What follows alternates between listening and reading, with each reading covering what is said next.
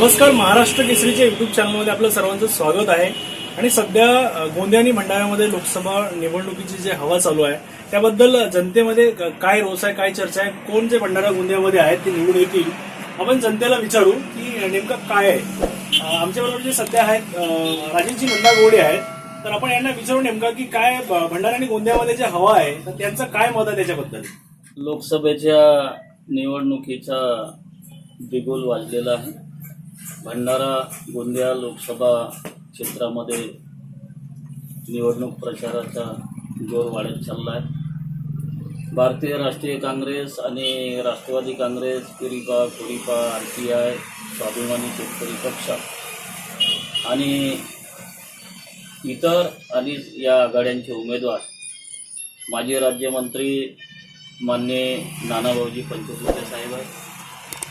भारतीय जनता पक्षाकडून भंडाऱ्याचे नगराध्यक्ष सुलोकजी मोरे आहेत। या दोन्ही उमेदवारांमध्ये काट्याची टक्कर आहे आणि सरळ लढत आहे। या लढतीमध्ये निश्चितपणे भारतीय जनता पार्टीपेक्षा काँग्रेस आणि राष्ट्रवादी काँग्रेस या मित्रपक्षांचे उमेदवार माननीय नानाभाऊजी पंचकुले साहेब यांचे पार्टी जाणार। त्याच्यामुळे सध्या मला म्हणायचे की राज्यात आणि देशामध्ये सध्या बीजेपीची सत्ता आहे आणि त्यामध्ये काही नागरिकांचं असं म्हणणं आहे की बाबा राज्यात आणि देशामध्ये जी सत्ता आहे बीजेपीची, तर बीजेपी असं काही लोकांचं मत आहे। तुमचं काय मत आहे यामध्ये? ठीक आहे, काही लोकांचं मत असू शकते, परंतु 2014 पासून भारतीय जनता पक्षाच्या नेतृत्वामध्ये मोदीजी सत्तेमध्ये बसले, ते भारत देशाचे प्रधानमंत्री झाले आणि त्यांनी जी शब्दामध्ये विविध प्रकारचे आश्वासन देऊन भारतीय लोकांना लुभावण्याचा प्रयत्न केला, त्याच्यामध्ये खूप सुंदर आणि गोंडस असा नारा अच्छे दिन आने वाले हैं,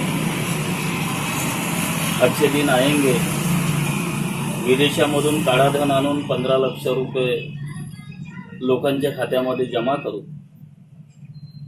या देशातील बेरोजगार युवकांना दरवर्षी 2 कोटी नोकऱ्या देऊ, रोजगार उपलब्ध करून देऊ, शेतकऱ्यांना आमचा भाग हा धानपट्ट्याचा भाग आहे, या धानाला हमी भाव देऊ आणि उत्पन्नाच्या 1.5 नफा देऊ, महागाई कमी करू, कोणावरही अन्याय होणार नाही, अशा प्रकारचे जे आश्वासन भारतीय जनता पक्ष आणि मोदी साहेब यांनी दिले होते, परंतु 5 वर्ष झाले पूर्ण 2019च्या निवडणुका लागल्या आणि एकाही आश्वासनांवर खरे उतरले नाही।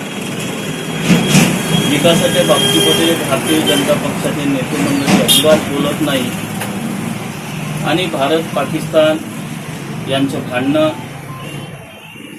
हिंदू मुस्लिमांचा झगडा, द्वेष पसरवण्याचा काम,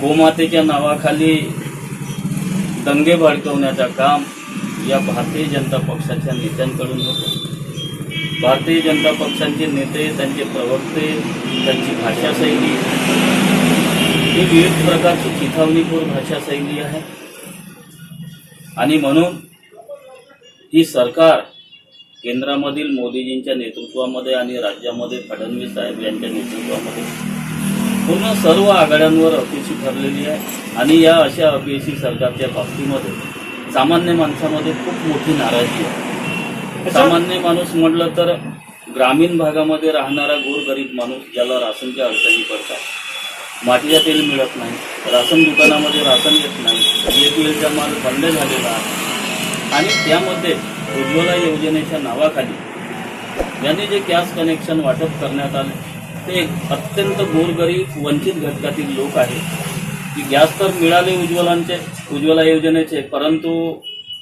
एकदा गॅस संपल्यानंतर किंवा ती गॅस हंडी संपल्यानंतर दुसरी गॅस हंडी 1000 रुपयाची भरू शकत नाही। जे काँग्रेसच्या सरकारमध्ये 400-450 रुपयाची गॅस हंडी होती, ती हंडी यांच्या सरकारमध्ये 1000 रुपयापर्यंत पोहोचली।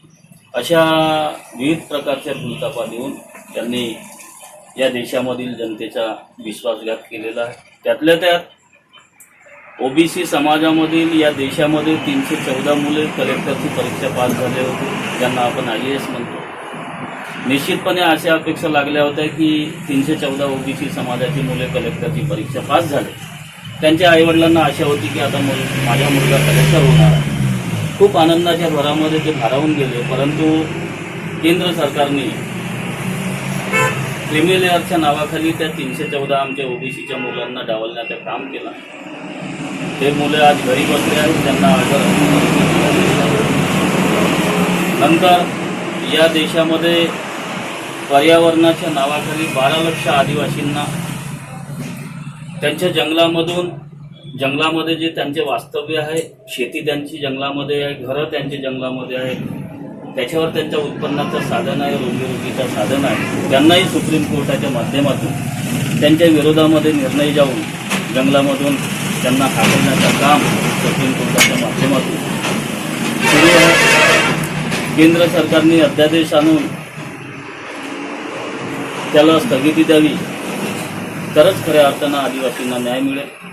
13 पॉईंट रोस्टरचा मुद्दा संपूर्ण देशभर गाजला. 13 पॉईंट रोस्टरमध्ये ओबीसी SC STच्या उमेदवारांना नोकरी जर करायची आहे, शेकडो वर्षे लागतील, परंतु ओबीसी SC STचा मुलगा हा साधा प्राध्यापकही बनू शकणार नाही.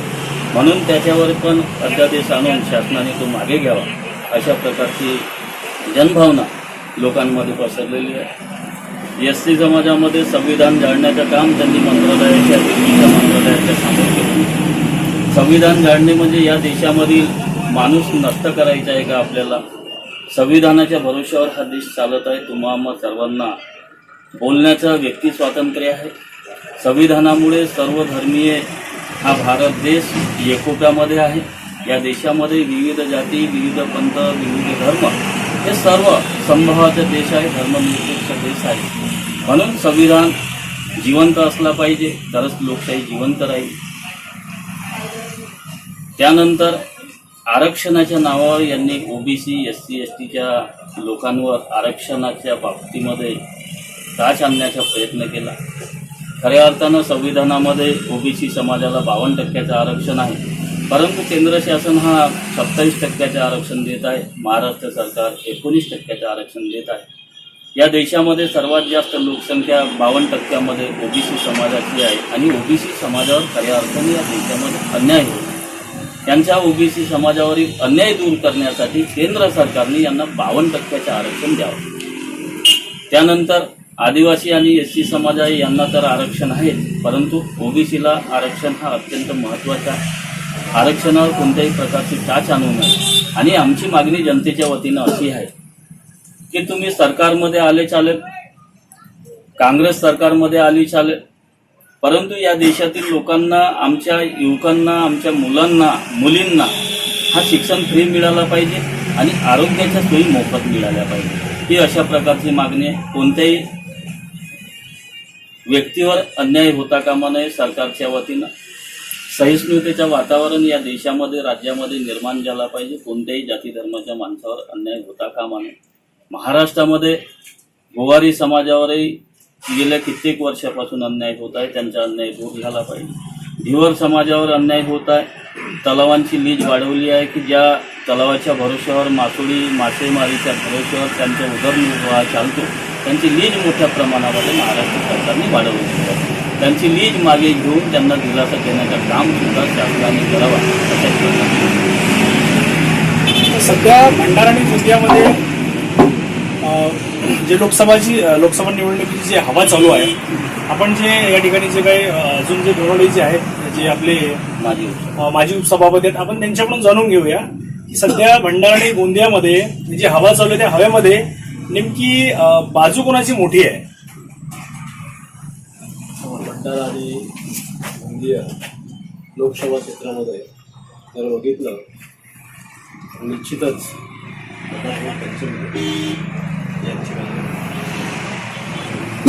अच्छा, आपल्याला काय वाटतं सर की भंडारा आणि गोंदियामधून जी निवडणूक होणार आहे त्याच्यामध्ये कुणाची सत्ता येऊ शकते? भाजपाची की जे काही अदरवाईज जे काँग्रेस आहे किंवा राष्ट्रवादी काँग्रेस आहे याची?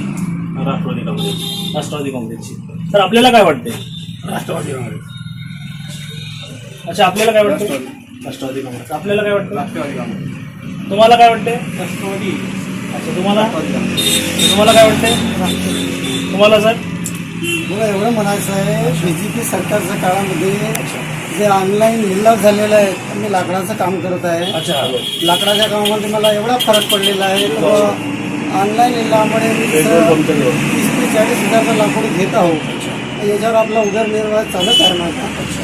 त्यामुळे मोदी सरकारने किंवा भाजप सरकारने समजा यांनी ऑनलाईन लिलाव केल्यामुळे मी तो लिलाव घेऊ शकत नाही, कारण का मी 50 ते 60,000 रुपयाचा लाकूड घेऊ शकतो. म्हणजे तुम्हाला असं म्हणायचं की तुम्ही तुमचा जो व्यवसाय छोटा आहे त्याच्यामुळे तो ऑनलाईन लिलाव तुम्ही घेऊ शकत नाही.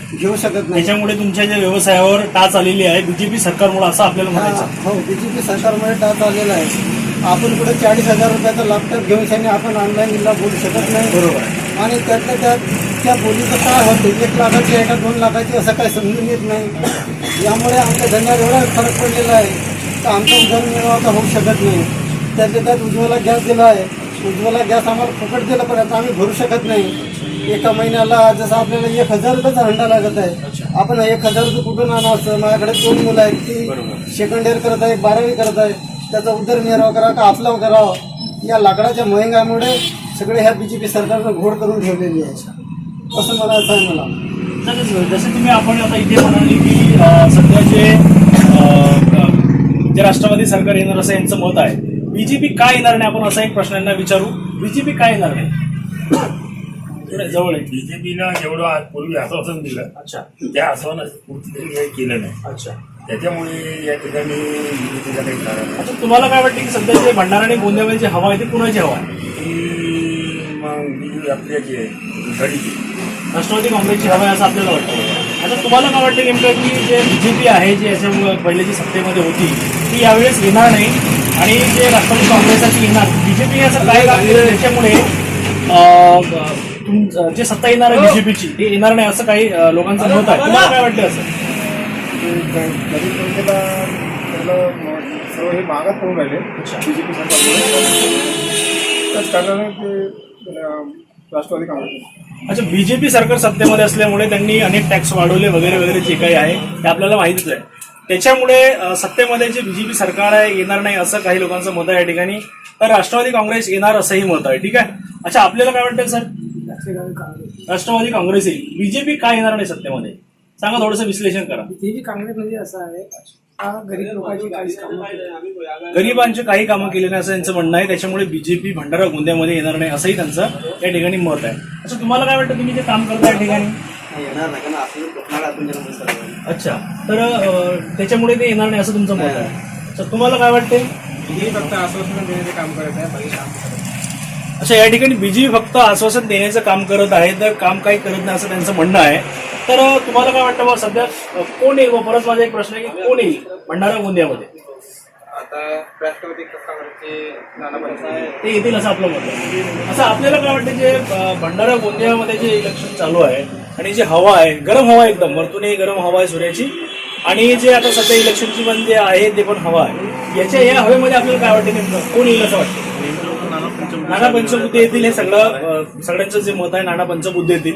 पण बीजेपी काय येणार नाही ते थोडं आम्हाला सांगा. त्याचं कारण असं आहे की भाजपा सत्तेत येण्याआधी जी आश्वासन दिली होती की पेट्रोलचा दरवाढ कमी करू, गॅसचा दरवाढ कमी करू, डिझेलचा कमी करू, तर हे जे आश्वासने दिले त्यामध्ये ते खरे उतरलेले नाही.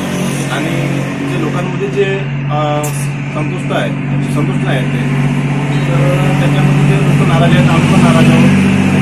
त्यामुळे लोक नाराज आहेत. अच्छा, यापूर्वी जे बीजेपीचे या ठिकाणी जनप्रतिनिधी होते, जे काही पदावर होते आणि असे मला वाटते आहे, ठीक आहे, तर त्यांनी काय कामं करायला पाहिजे होते त्याच्यामुळे ते तुम्ही नाराज आहे?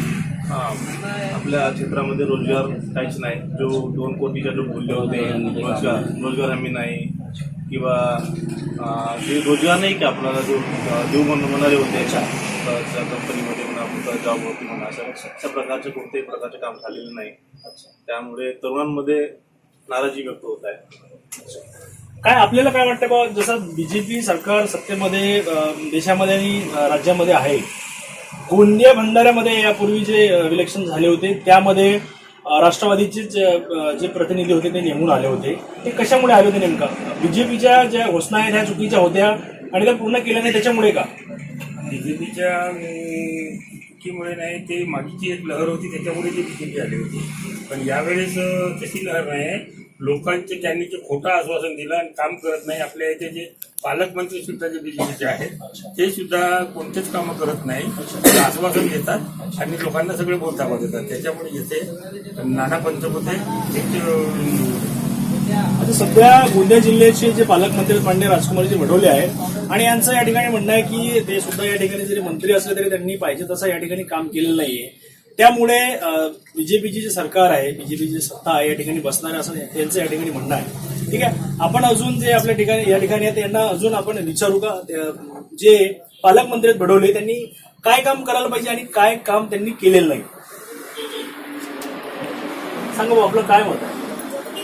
गोंदिया जिल्ह्याचे पालकमंत्री राजकुमार बडोले साहेब यांना 9.5 वर्ष होत आहेत आमदार म्हणून आणि गेल्या 4.5 वर्षापासून ते सामाजिक न्याय विभागाचे कॅबिनेट मंत्री आणि गोंदिया जिल्ह्याचे पालकमंत्री आहेत. आता पालकमंत्री असल्यानंतर गोंदियातील लोकांच्या निश्चितपणे आशा अपेक्षा खूप मोठ्या असतात की आपल्या जिल्ह्याचे मंत्री झाले, पालकमंत्री झाले आणि या विधानसभा क्षेत्रातील जनतेच्या निश्चितपणे आशा आहेत की आमच्या विधानसभेचा माणूस हा आमदार आणि मंत्री झाला, पालकमंत्री झाला. तर अशा खूप मोठ्या आहेत. निश्चितपणे या विधानसभा क्षेत्रामध्ये पाहिजे त्या प्रमाणामध्ये सिंचनाच्या सोयी उपलब्ध नाही, दर्जेदार शिक्षण नाही, आरोग्याच्या सोयी उपलब्ध नाही,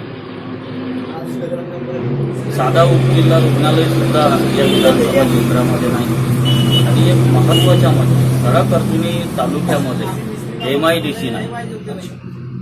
गेल्या 9.5 वर्षापासून बडोले साहेब आमदार आहेत आणि 4.5 वर्षापासून मंत्री आहेत. परंतु यांच्याकडे जर आपण पाहिलं तर रोड रस्त्याच्या व्यतिरिक्त येथे काम यांच्याकडून असं नाव घेण्यासारखं मोठं काम अजिबात नाही आहे.